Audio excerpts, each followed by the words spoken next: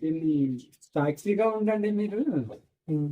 ఆ, ఇతర మనం వస్తువులని ఎలా వాడుకుంటున్నామో అలాగే వాడుకోండి, దీన్ని కూడా అలాగని చెప్పేసి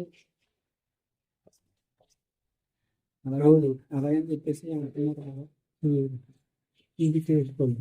ఇలాగా ఉమ్.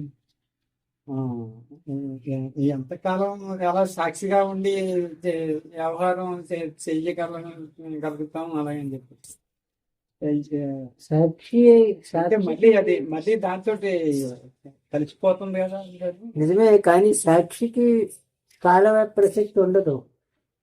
కాలం అనేది సాక్ష్యము వైపుకి వస్తే వచ్చిన ప్రస్తావన. సాక్షి ఉంటే సాక్ష్యం ఉంటుంది. సాక్ష్యం అనేది రాజుతో సహా సకలము. సాక్షికి సాక్ష్యం అనమాట. ఇది సాక్షి ఉంటే సాక్ష్యం ఉంటుంది. రాజుతో సహా సకలం వచ్చిన తర్వాత, రాజు వచ్చిన తర్వాత కాల ప్రసక్తి వస్తుంది. సాక్షి దగ్గర అసలు కాల ప్రసక్తి లేదు. కానీ సాక్షిగా మీరుండడము, సాక్షిగా మీరుంటేనే రాజుగా మీరుండడం అనేది సంభవిస్తుంది. రాజుగా మీరుండడం అంటే ప్రపంచంగా మీరుండడం అని అర్థము. రాజు ప్రపంచం అభిన్నం అనమాట. రెండు కలిసి ఉంటాయి, విడివడి ఉండవు. రాజుగా ఉండడం అంటే ప్రపంచంగా ఉండడం. సాక్షి ఉంటే రాజు ఉంటాడు, రాజు ఉండడం అంటే ప్రపంచం ఉంటుంది. సాక్షి అనేది మీ స్వరూపము, మీ అసలు, మీ నిజస్థితి. సాక్ష్యము అనేది తత్కాలంలో ఏర్పడినటువంటి లక్షణము. అది తత్కాలంలో ఉంటుంది, మళ్ళా పోతుంది. ఎట్లాగంటే మీ మామూలుగా ఎండలో నుంచున్నప్పుడు మీరుంటే మీ నీడ ఎలా ఉంటుంది, అట్లాగనమాట అండి. సాక్షి ఉంది కాబట్టి సాక్ష్యం ఉంటుంది. ఈ తన మాయాశక్తి చేత తనలో ఉన్న సృష్టిని తానే చూస్తుంది అనమాట, సాక్షిగా ఉండి. సాక్షి అంటే మీకు మీరు ఎడంగా ఉండడం అని కదా. అంటే రాజుకి ఎడంగా ఉండడము. రాజుకి ఎడంగా ఉన్నది అంటే ఇప్పుడు రాజుగా ఉండి మీరు ప్రపంచాన్ని చూస్తూ ఉన్నారు కదా. రాజుతో కలిపి ప్రపంచాన్ని చూస్తున్నారనే గట్టిగా ఉండుట సాక్షిగా ఉండడం అంటే. ఇప్పుడు రాజుగా ఉండి చూస్తున్నానని అనుకుంటున్నారు కదా. రాజుగా ఉండి చూడడం కాదు, రాజు కూడా చూడబడుతుంది. రాజుతో కలిపి చూస్తున్నాను అనే వ్యక్తి మీరు కొన్నప్పుడు మీరు సాక్షి అవుతారు. ఆ వ్యక్తి లేనప్పుడు మీరు రాజు అవుతారు. ఆ వ్యక్తి లేనప్పుడు రాజు నిజం అవుతుంది. వ్యక్తి ఉన్నప్పుడు వ్యక్తే మీరు అవుతారు. రాజు అనేది తాత్కాలిక లక్షణం అవుతుంది. అంటే సాక్షి ఉంది కాబట్టి సాక్ష్యం ఉంటుంది అనమాట అండి. ఈ సందేహం రాజు వస్తే వస్తుంది, ఎంతకాలం అనేది. సాక్షిగా సందేహం ఎక్కడుంది, అవకాశమే లేదు కదా సాక్షి దగ్గర. ఎందుకంటే అది సదా. ఏది సాక్షి సదా. అది గాఢ నిద్రలో ఏమవుతుందంటే సాక్షిగా లేదు, కేవల సాక్షిగా ఉంది. అంటే తన సృష్టిని తను పూర్తిగా ఉపసంహరించింది అనమాట అండి. ఇక్కడ తన మాయాశక్తితో కలిసి ఉంది కాబట్టి సాక్ష్యము అంటే తాను ఉంటుంది, తనతో సహా సకలము ఉండడానికి అవకాశమై ఉండదుగా ఉంది. అంటే నేను నాది అని రెండు భాగములు ఉంది కదా. నాది కలిగిన నేనుగా ఉందన్నమాట మేల్కొన్న తర్వాత. నాది అంటే ప్రపంచము, నేను అంటే సాక్షిని. గాఢ నిద్రలో కూడా ఉంటుంది కానీ కేవల సాక్షిగా ఉంటుంది. అక్కడ నాది లేని నేనుగా ఉంది. నేనేమో ఉంది, నాది లేదు కాబట్టి తానున్నాననే సంగతి కూడా తాను ప్రకటించుకోవడానికి అవసరము కానీ అవకాశము కానీ కేవల అనుభవంగా ఉంది. మేల్కొన్న తర్వాత నాది కలిగిన నేనుగా ఉంది. ఉన్నది తానే. తానుంది కాబట్టి తనకు సంబంధించింది కూడా ఉంది. అంటే తనచే చూడబడేది ఉంది. తాను చూస్తుంది కాబట్టి చూడబడేది ఏర్పడుతుంది. తనచే చూడబడేది మొదట చూడబడేవారు రాజు, రాజుతో సహా సకలము చూడబడుతుందనే జ్ఞప్తి మీకుంటే ఆ జ్ఞప్తి సాక్షి అవుతుంది. ఇది చూడబడేది అవుతుంది. చూడబడేది వస్తుంది, ఉంటుంది, పోతుంది. తత్కాలిక లక్షణము చూడబడేదానికి ఉంది. అప్పుడు మీ సందేహానికి తాగుండదు. ఎక్కడ సాక్షి దగ్గర ఉంటాయి. సాక్షి వైపు వచ్చేస్తే పోదు, సందేహం అలా ఉంటుంది. అది ఉంటే ఇది ఉందండి, ఇది తత్కాలిక లక్షణం అనమాట, సదా కాదు. ఏమి సదా కాదు, సదా సాక్షి. సదా సాక్షి రాజు ఇది తత్కాలిక లక్షణం. తత్కాలిక లక్షణం అంటే ఇవన్నీ దేశకాలాలతో సహా కలిపి ఎంతకాలం అనే అవకాశమే లేదు. గాఢ నిద్రలో ఎంతకాలం అనే పరిస్థితికి తావే లేదు. ఎందుకంటే అక్కడ రాజు లేదు, రాజు ప్రపంచము లేదు. రాజు వస్తే రాజు ప్రపంచం వచ్చింది కాబట్టి దేశకాలాలు వచ్చేసాయి, రాజుతో పాటు వచ్చాయి. రాజును చూసేవారిగా ఉన్నారు సాక్షిగా అనుకుందాం. అప్పుడు మీకు దేశకాలాలు ఏమున్నాయి? దేశకాలాలు చూసేవారుగా ఉన్నారు. అప్పుడు అంటే దేశకాలాలకు అతీతమైన తత్వమే దేశకాలాన్ని చూస్తుంది. కానీ దేశకాలాల్లో ఉండి దేశకాలలో అతీతం దేశకాలాల్లో ఉన్నదానికి తెలియబడదు. అది ఎంతకాలం అనేది దానికి ఉండదు, అవకాశం ఉండదు.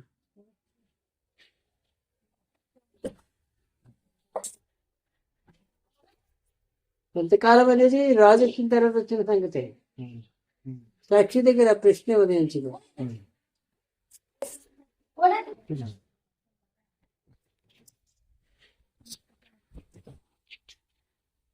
ఇది నిజం అనుకున్నప్పుడు అది అబద్ధమండి. ఇది అబద్ధమైతే అదే నిజం. అది నిజమే సదా, కానీ అది వచ్చిన తర్వాత వచ్చిన ఇదిని చూసుకుని నిజం అనుకున్నారు కాబట్టి అది అబద్ధం అవుతుంది. అది పొందేది కానీ పోగొట్టుకునే అయ్యో ఎట్లా కాదు, లేకపోతే దాన్ని ఎలా పొందాలి ఇత్యాదులన్నీ వచ్చేస్తున్నాయి. ఇది నిజం అనుకున్నప్పుడు వస్తున్నాయి. ఇది అబద్ధమని గుర్తించి, అబద్ధం అంటే తత్కాలిక లక్షణమని గుర్తించుట అంటే వేదాంతకారం. ఇది తత్కాలిక లక్షణం అని గుర్తించుట. మీరుంటారు, మీచే చూడబడేదంతా తత్కాలిక లక్షణం, మీకు తెలియబడేదంతా తత్కాలిక లక్షణం. మీకు వినబడేది, కనబడేది, అనబడేది, మీకు ఏది అనిపిస్తుందో, ఏది కనిపిస్తుందో, ఏది వినిపిస్తుందో ఇదంతా కలిపి తత్కాలిక లక్షణమే అనే ఎరుక మీకు ఉంటే మీరు సాక్షి అవుతున్నారు. ఇదే దీని సంగతి.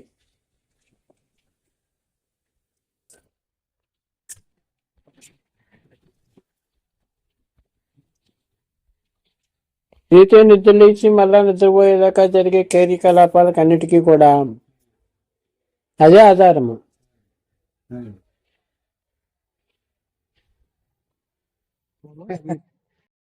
ఇదే ఉంటుంది.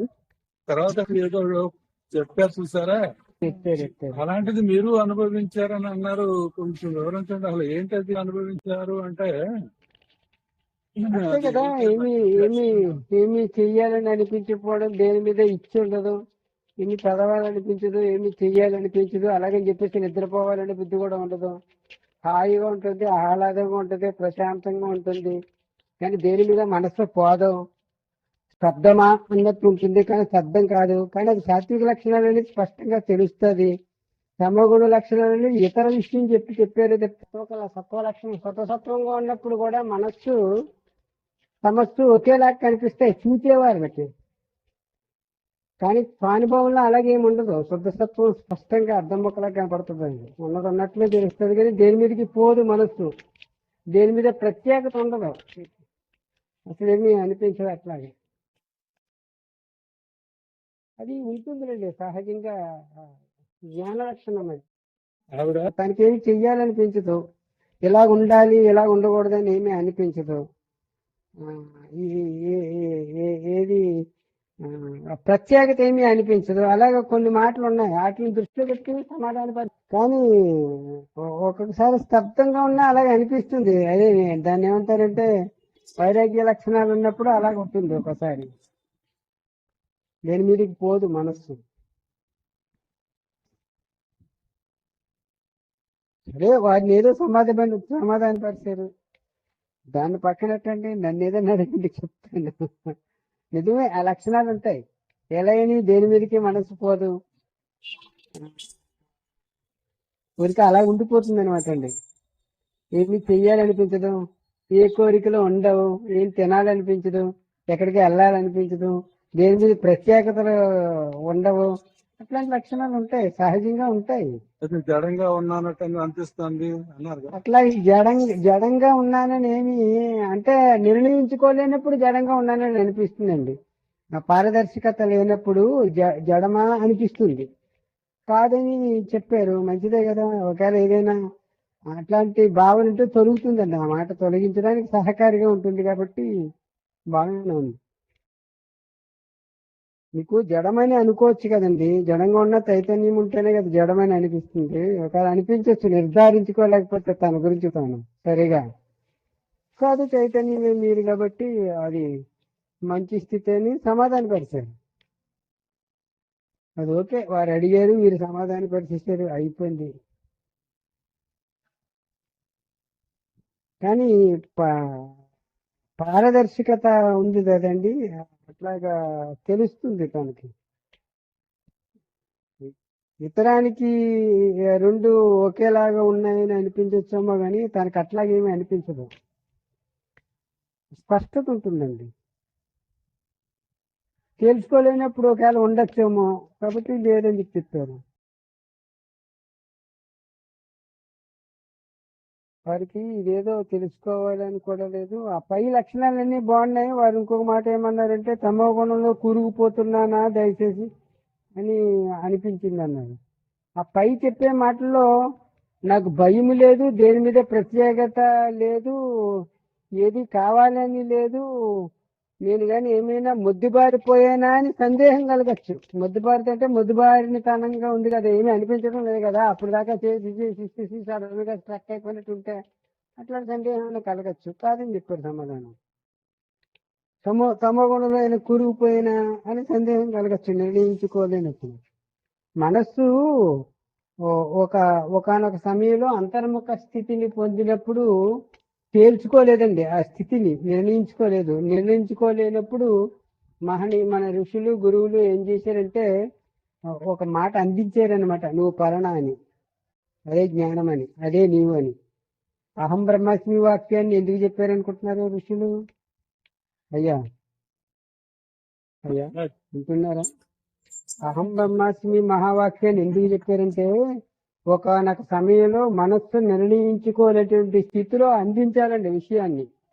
ఇప్పుడు గురువు అందిస్తాడు, అహంగా ఉంటుంది, అది బ్రహ్మమని తెలీదు కాబట్టి అదే బ్రహ్మమని అందిస్తారనమాట. అదే జ్ఞానం అని తెలీదు, అదే జ్ఞానం అని చెప్పేసి అందిస్తారనమాట. ఇట్లా సహకరిస్తాయి మాటలు తనకి.